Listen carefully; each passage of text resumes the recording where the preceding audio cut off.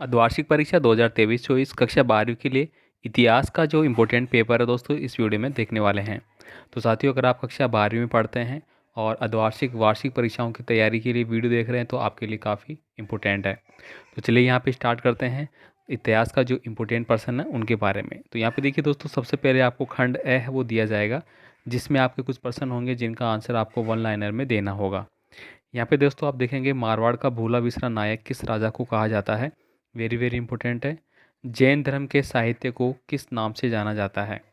Next देखिए, किस राजा ने गंगे गंगेट को चोलपुरम की उपाधि धारण की थी।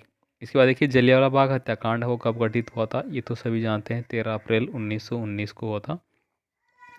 अकबरनामा ग्रंथ के रचयिता का नाम कौन है। तो अकबरनामा है वो किसके द्वारा रचित किया गया था। पानीपत का तीसरा युद्ध कब और किनके बीच लड़ा गया था। पानीपत के आपको याद होंगे, ठीक है। पहला कब हुआ था, 1526 में हुआ था। फिर आपको पता होगा 56 में। फिर इस प्रकार से वेदांत सोसाइटी की स्थापना है वो किसने की थी। चेतावनीरा चूणकिया नामक जो सार्टो की रचना है वो किसके द्वारा की गई थी।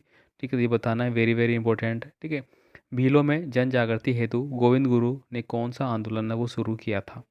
तो दोस्तों, जो आपके पेपर प्रीवियस ईयर में हो चुके हैं उन्हीं के आधार पे दोस्तों मैं आपको बता रहा हूँ, जो कि मोस्ट इंपॉर्टेंट है।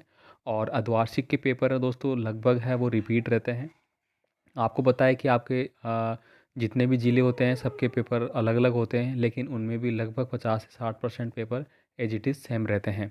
ठीक है, तो आपको सारे जितने भी प्रीवियस ईयर के पेपर है वो देख लेने हैं, वो आपको मिल जाएंगे चैनल पे।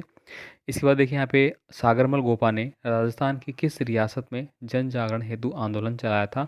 तो ये कहाँ से थे, जैसलमेर से रिलेटेड थे। जैसलमेर का गुंडा राज वगैरह ये आपने पढ़ी होगी। इसके बाद देखिए, दस राज्य युद्ध किन किन के मध्य लड़ा गया था। प्रयाग प्रशस्ति की रचना किसने और क्यों की थी। अलाउद्दीन खिलजी ने रणथंभौर पर आक्रमण के कोई दो कारण बताने हैं। देखिए, आपको पहला तो आपको याद है कि पद्मिनी थी वहाँ पे, पद्मावत, ठीक है, उनके लिए मेन तो वही था। ठीक है, इसके बाद देखिए, और साथ साथ जो चित्तौड़ है उसको अधिकार में लेना। महाराणा प्रताप को समझाने के लिए अकबर ने किन किन दरबारियों को भेजा। तो आपको पता है 4 को भेजा था, जिनमें सवाई मानसिंह भी थे, टोडरमल भी थे। ठीक है, इस प्रकार से उन्होंने 4 जनों को भेजा था। ठीक है, आगे देखिए, प्लासी के युद्ध के कोई 2 परिणाम है वो आपको बताने हैं। नीले पानी की नीति से आप क्या समझते हैं। रियासती सचिवालय की स्थापना कब और क्यों की गई। इसके बाद देखिए, खंड से आपका पूछा जाएगा। खंड से में आप देखेंगे कि कुमार सम्राट कनिष्क प्रथम को द्वितीय अशोक क्यों कहा जाता है। वेरी इंपॉर्टेंट है। कोलकाता का ब्लैक होल कांड है वो क्या था।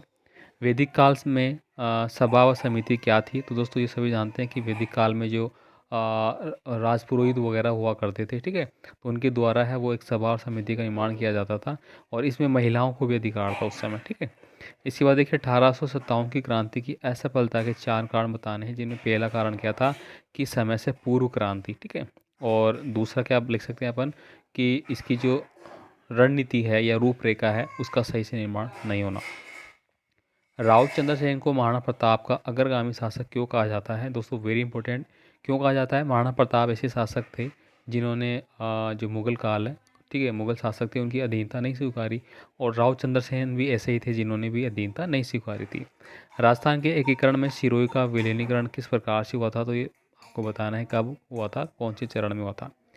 नेक्स्ट देखिए, यहाँ पे गुप्त काल प्राचीन भारत का स्वर्ण काल था। इसका तनका आपको व्याख्या करनी है। तो दोस्तों, गुप्त काल वेरी इंपॉर्टेंट काल रहा है, जिसमें लगभग सभी चीज़ों का है वो यहाँ पे प्रचलन किया गया था, जिसमें कि सोने के सिक्के वगैरह भी थे।